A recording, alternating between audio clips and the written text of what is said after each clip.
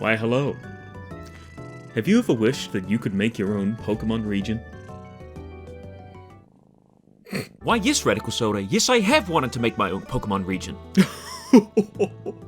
oh, not you, Game Freak. Other, more successful YouTube creators like Loxton and Subjectively have worked on and created their own marvelous set of interesting and unique Pokemon for their fan regions. And as a fellow YouTuber, I must of course uphold the duty of every other creator and plagiarize the crap out of it. Yes. I've been working on my own set of 150 fake Pokemon for my fake region, which doesn't exist. Ever since I was a kid, I loved working on little, creatures and designs and things, and nowadays it's no different. All of these were made for fun, so please keep that in mind as we go through this video, because, some of these kind of suck. If you like this sort of stuff, please let me know.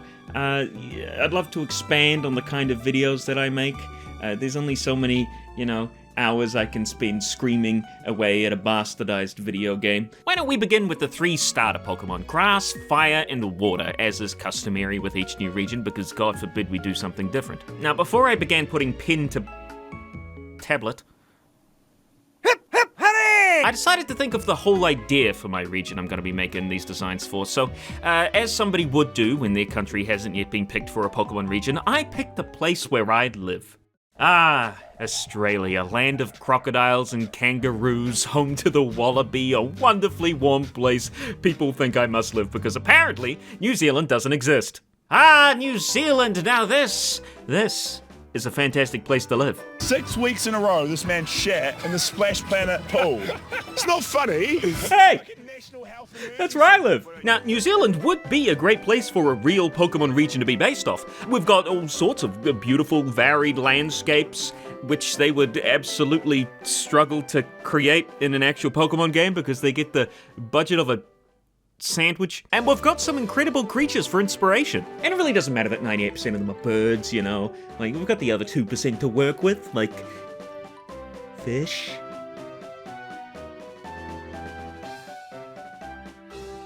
Bugs. Don't you guys fret though, I was in the zone creating creatures left and right. I may have created at least 10 Pokemon based on New Zealand creatures, then just gave up. So, the grass starter, what, may I ask, does New Zealand have a lot of? I know I just said birds, we have a lot of birds. Sheep! We have sheep! The Australians have sheep, we have we have sheep. It's all just kind of like a sheep sharing bonanza down here in the southern hemisphere. I could walk like a minute down the road and find a sheep somewhere. Here's Lumchop. I named him Lumchop because he's a lamb, so Lamb Chop, and he grows berries from his tail. Remember, there's a Lumberry in Pokemon, and I know it's not purple, but you get it. It's fine. We'll move past it. The main idea I had about the starter was that it could be very common as opposed to the regular super rare starters the professors force upon you at the start of every Pokemon game. Farmers would raise and breed them and harvest their tails when the berries are ripe. And if you know anything about sheep farming, you know what that means. To avoid scarring the children, I imagine the tails just kind of fall off when they're ready and Lumchop starts growing a new one. Then the farmers sell these berry bunches to, wine makers, and there you go, world building. And that's how the people of New Zealand get fucking smashed. I have to keep getting up to go do the to see the next bit of the script, but I can't. There's a cat on. And now my pants are. It's like a winter wonderland in here. There's actually a lot of wine made in New Zealand, so I thought this would be a neat little reference, but don't get too used to those though, because most other Pokemon don't have that sort of, references to them. Most of them don't even have names. I just kind of, who do you think I am? Now, Lumchop's evolution, which I'm going to dub, Bush Sheep. It actually works. Bush Sheep is still a pure grass type and continues that wine sheep storyline. It also helps out with the winemaking process by stomping on the berries, like in that funny video with the lady falls down. It's a lot of fun, a whole day. Stop! Oh dear. I think she's actually hurt. No, there. I think she is. Yeah, she's hurt. She took a hard fall off there. Well, gosh, I hope she's okay.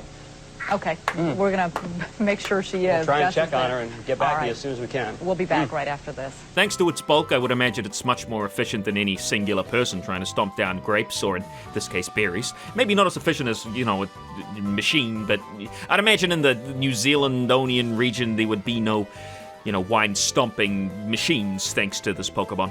Of course, Bush Sheep isn't the final evolution, and I wanted to make the final stage a Pokemon that protected the other little Lumpchops and Bush Sheeps from any predators roaming around. So what I did was move the line forwards from a sheep to a ram. And this new Pokemon, name of... I don't want to say it, but I couldn't think of anything else. Rambar. I thought of that while writing this, and it's like Rambo with Ram and the thing a sheep says. If you guys could think of any suitable names, please let me know in the comment section, because I am not great at it. Rambar's a dual type now, and there's absolutely no way you could ever guess what type it is. Grass Poison's the name of the game due to Rambar's berries becoming so potent with alcoholic juices. I mean, they were potent before, but now, even just a whiff of them can get you tipsy. You know how it is, we've all been there, late at night, drunk as a skunk, you got your credit card out, and you end up buying overpriced supersonic statues. You want to see it? You want to see mine? Man, Sonic's really changed since I was a kid. Any predator stalking the poor little Lumpchops will get a face full of Rambar's horns, which, as you can see, are covered in the potent berries. As Rambar collides with its target, the berries explode all over both the predator and Rambar itself. And while the predator now has to sleep one off, I'd imagine Rambar's got at least a pretty good tolerance to it, so it can stomp the predator to death, I suppose.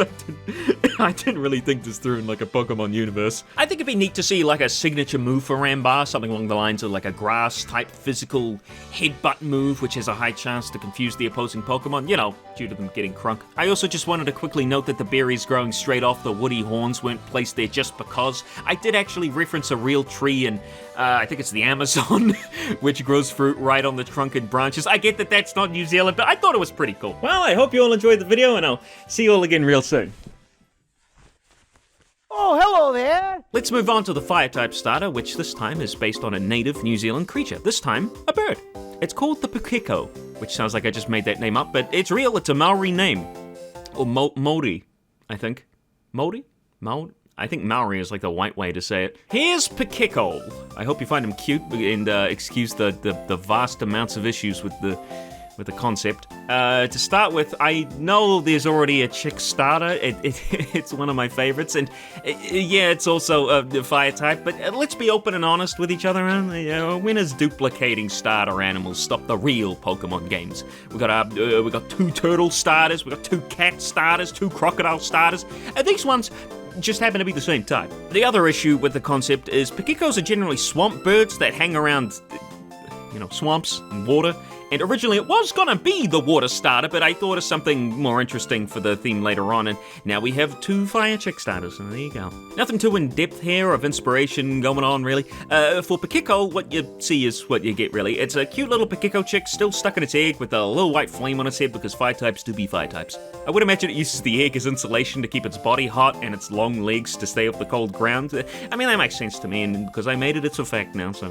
Now, Pukeko evolves into Pukeko 2. Honestly, the name probably works better for this middle evolution than the basic starter, but hey, who really cares, right? I wanted to incorporate a cute little thing Pukekos do in this line's design, that being the way they flash their tails at each other. They've got a little white spot underneath it. I'm pretty sure they do this as a signal, like a warning for danger and whatnot, but I thought, hey, a flash from the tail? How about a flash bang from the tail? Maybe we've got another signature move on our hands here. Better than the last thing I had on my hands.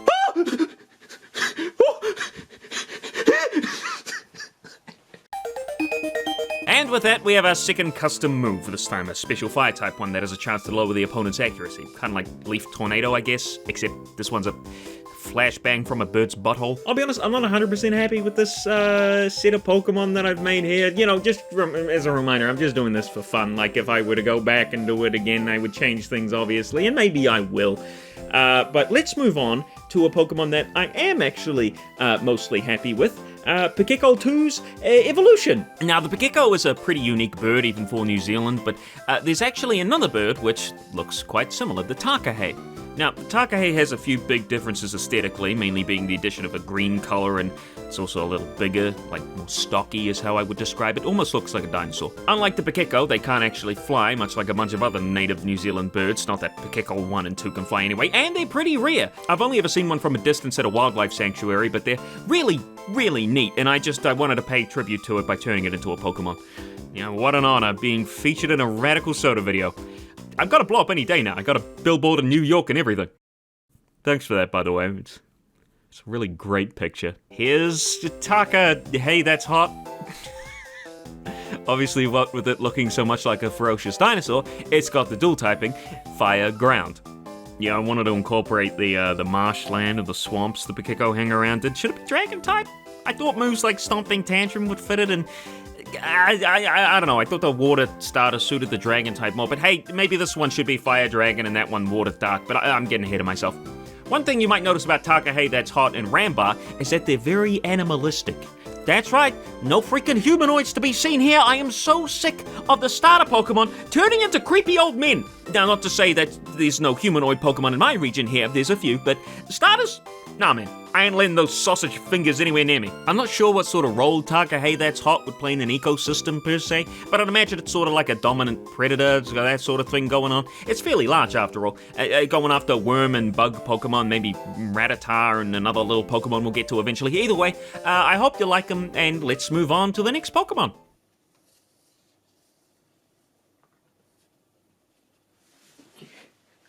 Look out! It's the water starter! When I was a child, I was terrified of eels. There were plenty of them around in creeks, rivers, lakes, aquariums. There must have been a different kind of variety of the aquariums because those were freaking gigantic. Nevertheless, as I grew up, I slowly learned that they weren't the bloodthirsty, horrible fish that they look like. In fact, they're pretty tame if you treat them right. And so I decided to base the water starter on them. But the scare factor kind of goes backwards compared to my personal journey. This little fella is Eel-lation, goddammit. Like Pikiko 2, I'm not super happy with this design, but every time I go to erase him from the canvas, I see his goofy eyes staring at me, and I just can't do it. Again, nothing really too in-depth here, just a silly little slippery dude ready to blast bubbles at your foes. So let's move on to its slightly more intimidating evolution.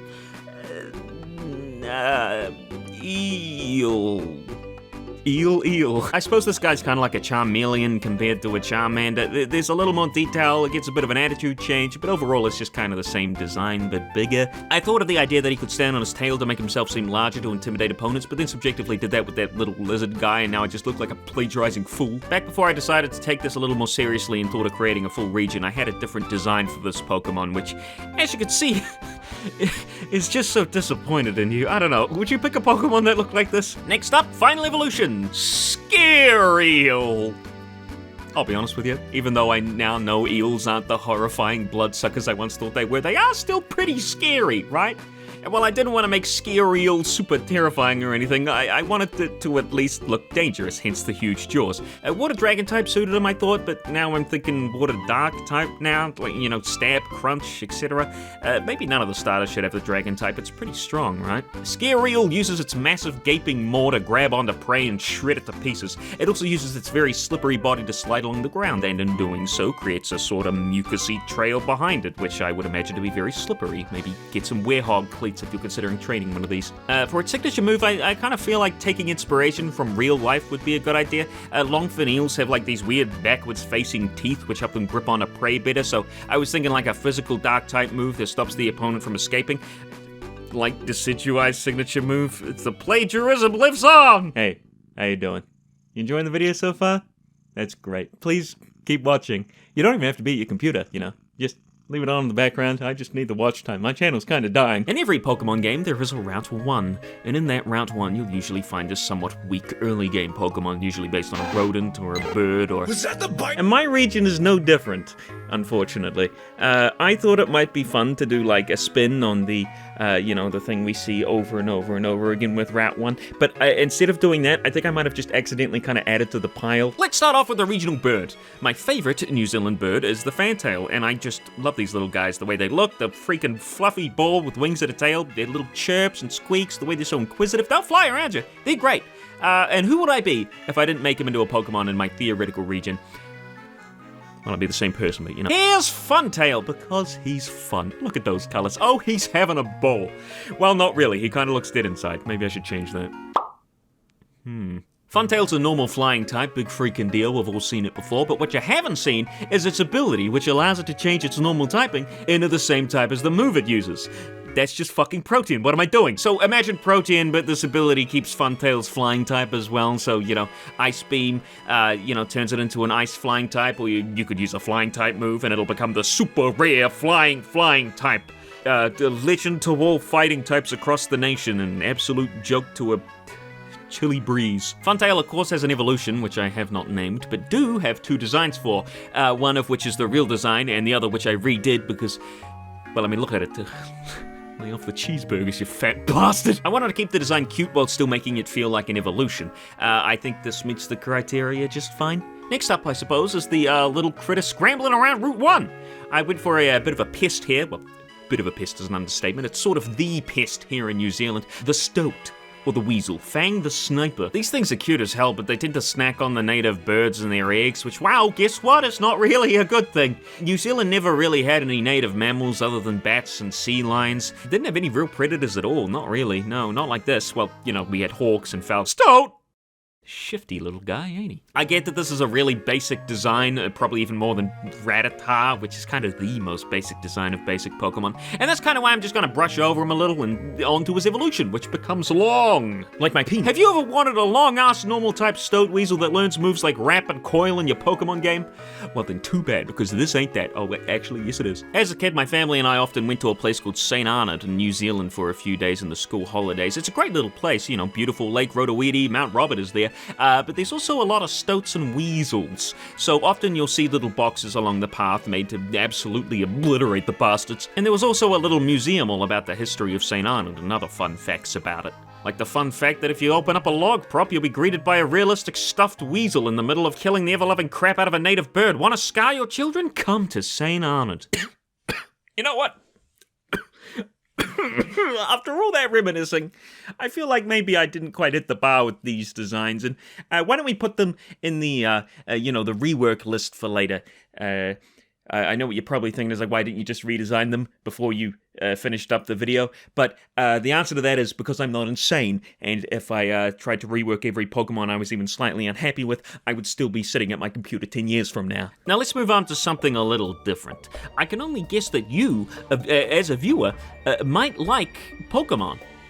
I know incredible detective skills, what can I say, it's a natural talent. So how about I show you some of my regional forms? Ooh, that sounds great, thanks, I made them myself. Why don't we start with Ipom?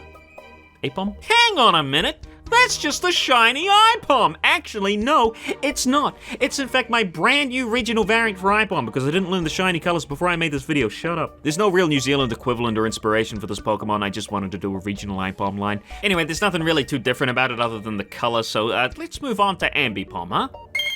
Whoa, now that's a little different, isn't it? Did somebody say eyes on your hands? With its new hand eyes, Ambipom has transcended and is now placed into the normal psychic type club. No! I'd like to think Ambipom here learns all sort of eye-related moves like Miracle Eye, Mean Look, Glare maybe, but while that's all well and good, what's even more interesting about Ambipom is that in my region, it evolves. Good grief! Ipom. You get it? Yeah. Honestly, I thought the vast majority of people would hate this design when I showed it off to my stream. I stream, by the way, link in the description. But for the most part, they actually really liked it. Now a pure psychic type, Ipom learns all sorts of cool new signature moves, like Hypnosis, but with higher accuracy. That's really the best I could think of at the time. I really wrote that down. How about a brand new psychic move just for Ipom, huh? Like with some custom mechanics? Okay, let's look at this. Two-turn psychic move, like Fly, but here's the twist. It affects the opposing Pokemon, not Ipom itself. God of War can make black holes, right? So why can't Ipom send its opponents into the void? This would remove them from the battlefield for a single turn and then deal damage the turn after. Could be a bit busted, especially in doubles, but, I'm not actually making this game, at least not right now, so who cares, right? I could definitely think of something like better than that, but let's be honest, this thing's kind of creeping me out, so let's move on to another regional variant, Love Disc. No, please!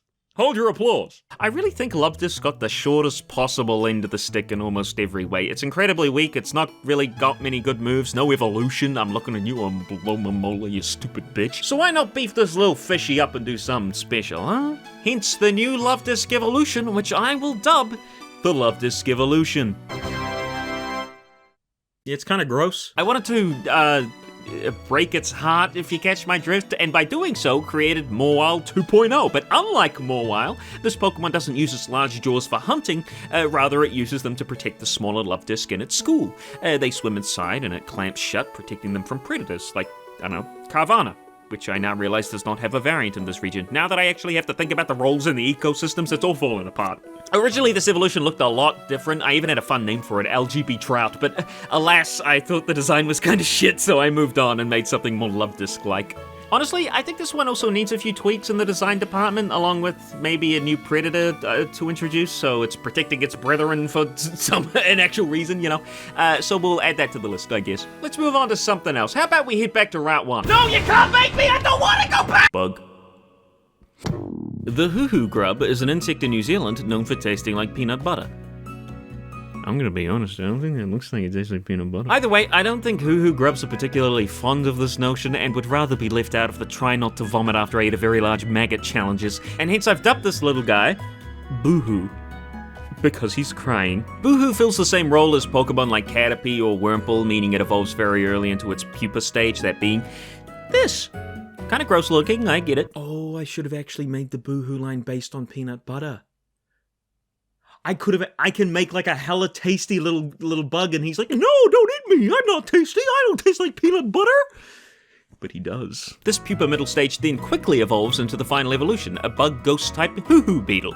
These things will fly around you if there's a light around at night, and by golly, they aren't super big or anything, but they are loud. Even though I know they're perfectly harmless, I still freak out if one smashes into me. They don't land on you. Oh no, nothing so polite. Instead, they'll come crashing down into your hair and flip and flop around. Oh, let's move on. I'm getting the heebie-jeebies. I want something a little more silly. I realized about 3/4 of the way through my Pokédex that I was running kind of low on grass and rock-type Pokemon. So what did I do? I shat myself. Introducing this little coconut bastard, which is no longer actually in the Pokédex alongside its evolution because I simply didn't like the design. That's right, I chucked these 3 in the trash and replaced them with something a little more made in 5 minutes-ish. This is a little guy who throws pebbles at people walking past. And that's it.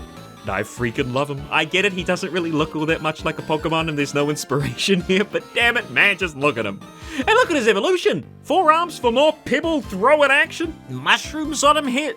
Mushrooms on him head. Mushrooms on his head that he can pop off and throw at people, getting red spore stains all over their clothes. This guy's a total dickhead, but he's so cute, man. What about the final evolution? Check him out. Don't get too close now, because the spores will stain, and those stains will never come out. In fact, new law, tattoo artists make colored ink out of this Pokemon spores because they never fade. Bam, done. Actually, I want to take this guy a little more seriously now that he's got this, like, new info and lore about him. Let's get rid of the rock typing and just make him grass fairy, huh? I think that might fit a mischievous gremlin a little more, and we'll just, like, chuck Geodude in here somewhere. Hey, kids, do you like the Pokemon Eevee? Yeah! Shut up. For my Pokemon region, I didn't just decide to create 1 new evolution, but 2 new evolutions. No, wait, 3 new evolutions. Wait, no, I made 10. Holy fuck. Let's start off this video by looking at 3 of them. But who to look at first?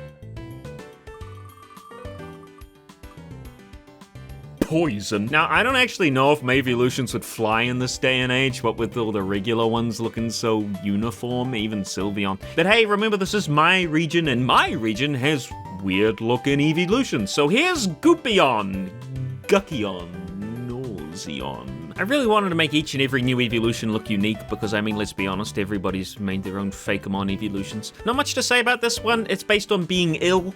I figured Eevee was too nice to give someone like a lethal injection, so sneezing on him, that seems more up its alley. Bug-type evolution's up next! Where is it? Hello? Oh! Well, how about that? It's a Bee-Eevee! BV! Bevion. How has this not been made yet? It's a goddamn gold mine. Game Freak, get on it. Imagine its cute, buzzy cry as it comes out of the Pokeball.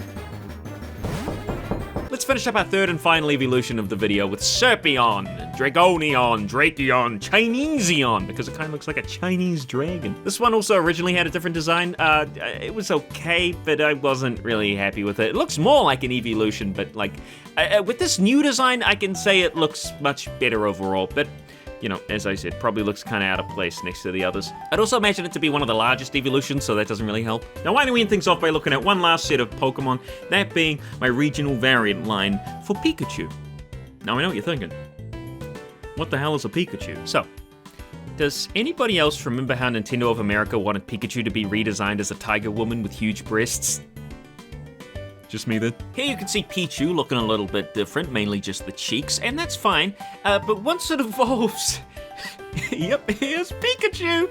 And like, I'm not actually going to, you know, give it voluptuous breasts, but that'd be kind of, you know, ridiculous. But I will, however, do it to Raichu. All right, that's enough for now. I have like shown like 1/3 of the decks, and I've already like made more work for myself for later videos. That depends, of course, on whether or not you liked this sort of video. So let me know, and let me know what you thought of the Pokemon's designs and like which one was your favorite. As I said before, I'm always open to you know, feedback and even new ideas for New Zealand Pokemon. So please let me know, and thank you very much for watching this experimental kind of Radical Soda video. I know that there's a lot of videos out there on the internet, so thank you very much for picking this one. She does have giant tits.